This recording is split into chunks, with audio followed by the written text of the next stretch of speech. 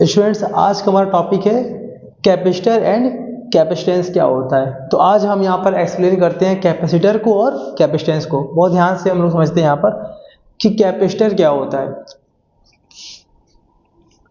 तो पहले यहाँ पर हमारी हेडिंग है कैपेसिटर, कैपेसिटर, ठीक है। इसको पहले करते हैं एक्सप्लेन। देखिए, अगर मान लीजिए any body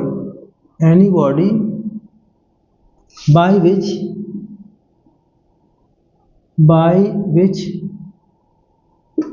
charge can be stored, ऐसी कोई बॉडी जिससे हम लोग चार्ज को स्टोर कर पाते हैं, चार्ज को अपने पास कलेक्ट कर पाते हैं, तो ऐसी बॉडी को हम लोग बोलते हैं कैपेसिटर। तो any body by which charge भी can be stored is called capacitor, ठीक है। अब इसका लॉजिक समझिए। मैंने मान लिया suppose let capital V be the potential and Q be the charge. मान लिया हमारे पास दो सिंबल्स हैं, एक हमारे पास कैपिटल V है, कैपिटल V का मतलब होता है इलेक्ट्रिक पोटेंशियल, और दूसरा हमने सिंबल मान लिया यहाँ पर स्मॉल q यानी कि चार्ज। तो अगर हम किसी भी बॉडी को अगर हम चार्ज देते हैं, अगर हम चार्ज देंगे तो क्या होगा, जैसे जैसे हम लोग चार्ज देते जाएंगे उसका पोटेंशियल इंक्रीज होगा, उसका पोटेंशियल यानी कि उसका V क्या होगा, इंक्रीज होगा। तो हम लोग यहाँ पर ये सिंपल सी बात यहाँ पर ये बोल सकते हैं देयरफॉर क्या, V प्रोपोर्शनल टू Q या फिर Q प्रोपोर्शनल टू V। बात एक ही है ना, मतलब इसका मतलब प्रोपोर्शनल का बेटा मतलब समझ गए हैं कि अगर हम पोटेंशियल बढ़ाएंगे तो उसी रेस्पेक्ट में चार्ज भी बढ़ता जाएगा। किसी बॉडी पर अगर हम चार्ज की वैल्यू को बढ़ाते जा रहे हैं तो उसके वोल्टेज की वैल्यू भी बढ़ती जाएगी, अगर हम चार्ज की वैल्यू को कम करते जा रहे हैं तो वोल्टेज की वैल्यू भी कम होती जाएगी। दोनों ही यहाँ पर बात एक ही है। तो V प्रोपोर्शनल टू Q कहें या फिर Q प्रोपोर्शनल टू V कहें, बात एक ही है। तो हमने यहाँ पर लिख दिया Q प्रोपोर्शनल टू V, ठीक है, बात एक ही यहाँ पर। तो इसको हम यहाँ पर एक्सप्लेन कर देंगे। द गिवन चार्ज यानी कि Q इज डायरेक्टली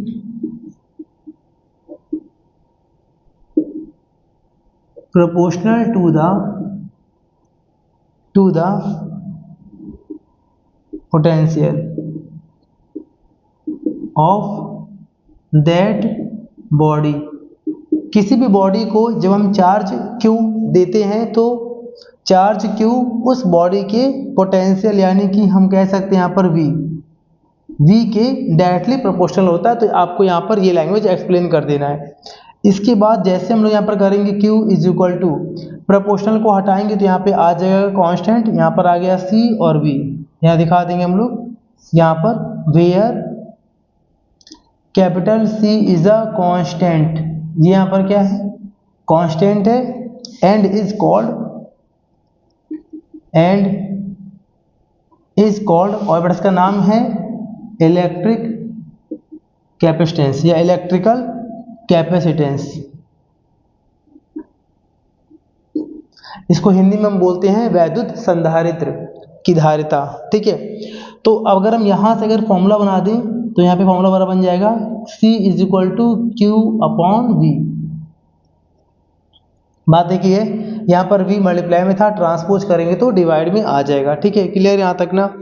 यहाँ तक करने के बाद हम लोग यहाँ पे एक्सप्लेन कर देंगे इलेक्ट्रिकल कैपेसिटेंस के चार्ज की और पोटेंशियल के फॉर्म में इसकी यूनिट क्या होती है। यहाँ तो पूरा हो गया कंप्लीट। अच्छा, थोड़ा सा मैं इसको इरेज कर रहा हूँ, ध्यान दीजिए यहाँ पर।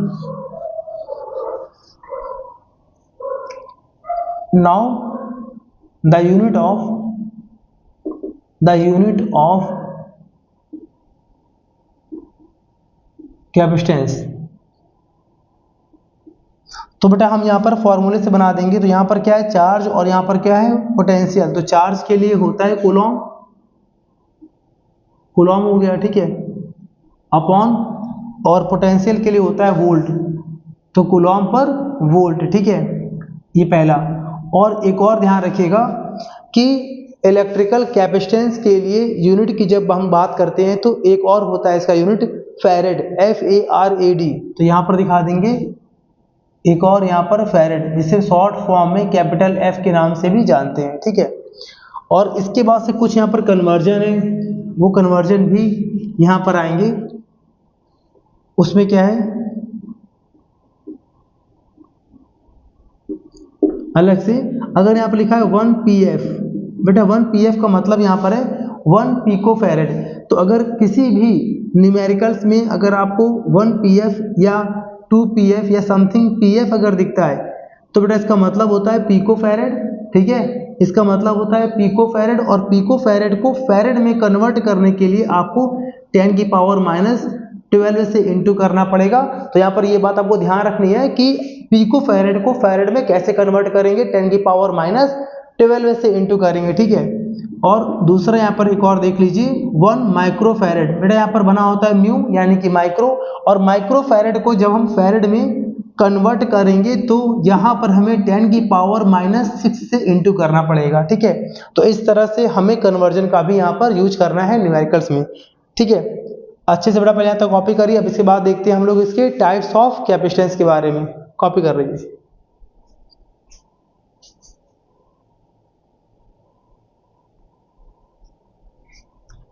अब बेटा देखिए यहाँ पर आज का जो दूसरा टॉपिक है वो यहाँ पर है पैरेलल प्लेट कैपेसिटर। ये बहुत ही ज़्यादा इंपॉर्टेंट टॉपिक होता है क्लास 12th CBSE और UP और ICSE बोर्ड के लिए। इस पर बेस्ड न्यूमेरिकल्स बहुत ही अच्छे से आपको समझने हैं, तो उसके लिए आपको पहले यहाँ पर क्लियर करना पड़ेगा पैरेलल प्लेट कैपेसिटर का पूरा थ्योरी और पूरा इसका डेरिवेशन विद कॉन्सेप्ट्स। ध्यान देते हैं हम लोग। पैरेलल प्लेट कैपेसिटर होता क्या है, देखिए इसमें आपको दो प्लेट यहाँ पर दिखाई देंगी ऐसे करके। ये मान लिया हमारे पास X प्लेट है, ये हमने मान लिया हमारे पास एक और प्लेट है Y प्लेट, ठीक है। दो यहाँ पर प्लेट्स हैं और X प्लेट को हम लोग चार्ज देंगे। तो चार्ज हमने दे दिया यहाँ पर, पॉजिटिव चार्ज यहाँ पर दे दिया हमने इसको ऐसे, ठीक है। तो एक होता है इंडक्शन इफेक्ट, एक यहाँ पर प्रॉपर्टी होती है इंडक्शन इफेक्ट। इसको हम कभी अच्छे से एक्सप्लेन करेंगे, अभी आपको जनरली बता दे रहे हैं कि होता क्या है। अगर आपने किसी भी मेटेलिक प्लेट के ऊपर अगर आपने पॉजिटिव चार्ज दिया है तो उसके नज़दीक अगर आप कोई दूसरा अनचार्ज बिना चार्ज का प्लेट लाते हैं, जैसे कि यहाँ पर ये अनचार्ज प्लेट है, जैसे इसके पास लाएंगे तो इस पर जितना चार्ज आएगा उतना ही चार्ज इस पर आएगा, लेकिन अपोजिट नेचर का।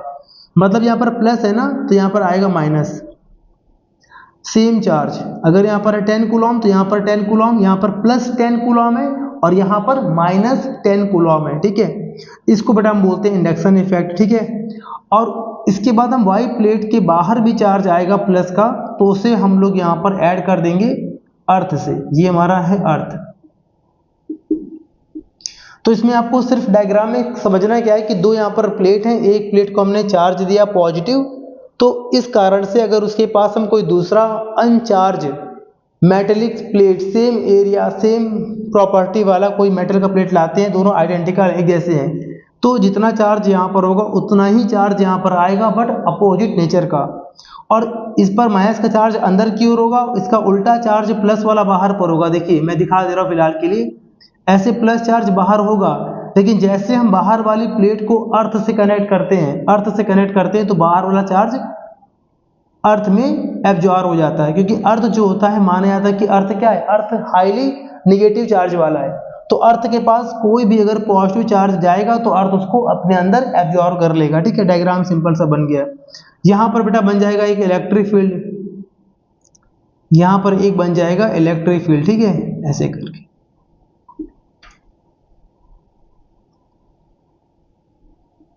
प्लस माइनस है तो यहाँ पर बन गया एक इलेक्ट्रिक फील्ड, ठीक है। अब यहाँ पर देखिए दोनों प्लेट की जो बीच की डिस्टेंस है, सेपरेशन मैंने मान लिया स्मॉल डी है। यहाँ पर स्मॉल डी क्या है, small D is the separation between two plates, ठीक है। और इसका इलेक्ट्रिक फील्ड मैंने मान लिया यहाँ पर क्या ई है, क्लियर यहाँ पर ना। तो यहाँ पर एक इलेक्ट्रिक फील्ड दिखा सकते हैं ऐसे करके यहाँ पे हम लोग, ठीक है, ऐसे चाहे तो इसे दिखा सकते हैं, ये हमारा इलेक्ट्रिक फील्ड है। तो ये डायग्राम बन गया। यहाँ पर कुछ हम इसकी लैंग्वेज यहाँ पर लिख देंगे, let capital A be the cross sectional area of the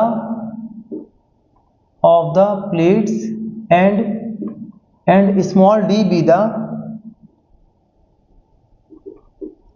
distance between two parallel plates, दोनों पैरेलल प्लेट्स के बीच जो डिस्टेंस है वो स्मॉल डी है, मैंने यहाँ पर ये मान लिया, ठीक है। Now the electric field intensity, the electric field intensity between to plates is given by, दोनों प्लेट के बीच की जो इलेक्ट्रिक फील्ड इंटेंसिटी ई की वैल्यू है वो यहाँ पर क्या होगी, तो आपने पढ़ा था फॉर्मूला गॉस थ्योरम के एप्लीकेशन में, ई इज इक्वल टू होता है सिग्मा अपॉन 2 एप्सिलॉन नॉट, आपने पढ़ा था। ये होता है एक प्लेट का, बट यहाँ पर क्या है, दो प्लेट है, तो यहाँ पर दो बार 2 से यहाँ पर इंटू करेंगे तो 2 कैंसिल आउट, तो यहाँ पर ये बन जाएगा फॉर्मूला हमारा सिग्मा अपॉन एप्सिलॉन नॉट। तो इसको बड़ा आपको जनरली आपको यहाँ पर ये लर्न करना है, ठीक है ना। ये फॉर्मूला अप्लाई कब करना है, दो प्लेट के बीच का, अगर आपको दोनों प्लेटों के बीच में अगर आपको इलेक्ट्रिक फील्ड फाइंड करना है तो उसका फॉर्मूला होता है सिग्मा अपॉन एप्सिलॉन नॉट, ठीक है। और यहाँ पर हम के से इंटू कर देंगे, यहाँ पर के क्या है, यहाँ पर के क्या है, के यहाँ पर होता है dielectric constant of the medium, of the medium, ठीक है। यहाँ पर ये होता है के, और यहाँ पर सिग्मा बेटा क्या है, तो सिग्मा को यहाँ पर हम बोलते हैं surface charge density, surface charge density बोलते हैं, ठीक है इसको। और आपको ये पता है एप्सिलॉन नॉट को हम बोलते हैं permittivity, permittivity of free space, बेटा यहाँ पर ये कहते हैं, ठीक है इसको हम लोग। तो हमने यहाँ पर इस फॉर्मूले का इस्तेमाल कर लिया। नाउ अब इसमें यहाँ पर क्या करेंगे, ध्यान दीजिएगा। अब यहाँ पर देखिए सिग्मा मतलब सरफेस चार्ज डेंसिटी, तो इसकी वैल्यू होती है, तो ई इज इक्वल टू कर देंगे हम लोग यहाँ पर सिग्मा की लगा देंगे वैल्यू क्यू अपॉन ए, क्यू अपॉन ए दिखा देंगे, सिंस सिग्मा की वैल्यू होती है क्यू अपॉन ए, तो सिग्मा की वैल्यू क्यू अपॉन ए हमने यहाँ पर सिग्मा के प्लेस पर पुट कर दिया क्यू अपॉन ए, ये हमारा इलेक्ट्रिक फील्ड निकल आया। नाउ अगर इसके बीच का इलेक्ट्रिक फील्ड ई है और दोनों प्लेट के बीच की जो डिस्टेंस है वो डी है, तो इन दोनों एक्स और वाई, इन दोनों प्लेट के बीच का इलेक्ट्रिक पोटेंशियल हम लोग यहाँ पर फाइंड कर लेंगे। तो नाउ यहाँ लिख देंगे, now electric potential between two plates, between two plates, दोनों प्लेट्स के बीच का यहाँ पर हम निकाल देंगे इलेक्ट्रिक पोटेंशियल। तो इलेक्ट्रिक पोटेंशियल का बेटा फॉर्मूला होता है V is equal to E into D, ये बहुत सिंपल सा फॉर्मूला ध्यान रखिएगा। अगर आपको दोनों प्लेट के बीच का इलेक्ट्रिक फील्ड पता है और दोनों प्लेट के बीच की अगर डिस्टेंस पता है, तो इलेक्ट्रिक फील्ड और डिस्टेंस का अगर हमने आपस में मल्टीप्लाई कर लिया तो वहां से हमारे पास आ जाएगा V, यानी कि इलेक्ट्रिक पोटेंशियल की वैल्यू। ऐसे जितने की पॉइंट्स हैं उसे आप अलग से नोट करते रहिए, क्योंकि इसका इस्तेमाल हम लोग न्यूमेरिकल्स में करेंगे, ठीक है। तो ये फॉर्मूला ट्रिक होती है आपको इलेक्ट्रिक पोटेंशियल फाइंड करने के लिए, ठीक है। यहाँ तक पूरा क्लियर हो गया। अब बेटा यहाँ पर क्या करेंगे हम लोग, अब यहाँ पर हम लोग यहाँ पर E की वैल्यू पुट कर देंगे। E की यहाँ पर वैल्यू है Q अपॉन के एप्सिलॉन नॉट, के ए एप्सिलॉन नॉट, ठीक है। यहाँ पर E की हमने लगा दी वैल्यू, और साथ में यहाँ पर D से इंटू भी है, ये हमारा निकल के आ गया हमारा V निकल आया, ठीक है यहाँ पर, और ये हमने मान लिया, ठीक है, ये हमारा आ गया। नाउ लेकिन हमें यहाँ पर फाइंड क्या करना था, हमें यहाँ पर फाइंड करना है पैरेलल प्लेट कैपेसिटर के लिए फाइंड करना है कैपेसिटेंस की वैल्यू, कैपेसिटेंस की वैल्यू फाइंड करनी है। तो कैपेसिटेंस का फॉर्मूला होता है C is equal to Q upon we,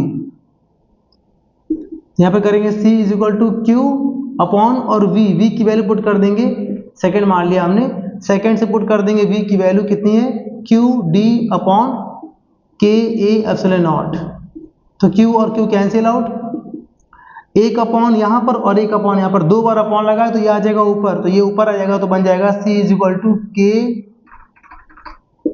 A epsilon not upon D.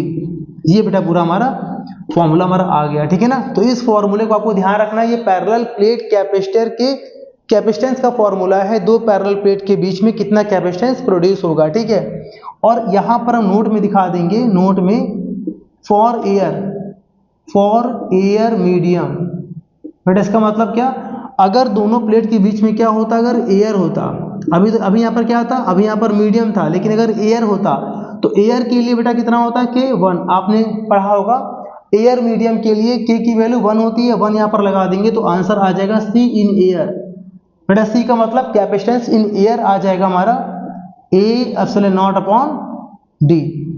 ये बेटा पूरा हमारा आ जाएगा आंसर, ये एयर के लिए और ये किसी भी मीडियम के लिए। ये इस फॉर्मूले का इस्तेमाल कब करना है, जब आपको क्वेश्चन में मीडियम दे के आएगा, वाटर, मेटल, कुछ भी, आपको वहां पे लगाना है। विदाउट मीडियम एयर मीडियम बोले या वैक्यूम बोले, या आपसे बोल सकता है वो वहां पर वैक्यूम, तो वैक्यूम या एयर के लिए K की वैल्यू 1 होती है, 1 यहाँ पर पुट कर देंगे, हमारा आंसर आ जाएगा। ठीक है, तो आज के लिए बेटा इतना ही, इतना अच्छे से आप प्रैक्टिस करिए बेटा, फिर हम आपको मिलते हैं अपने नेक्स्ट वीडियो में। Thank you.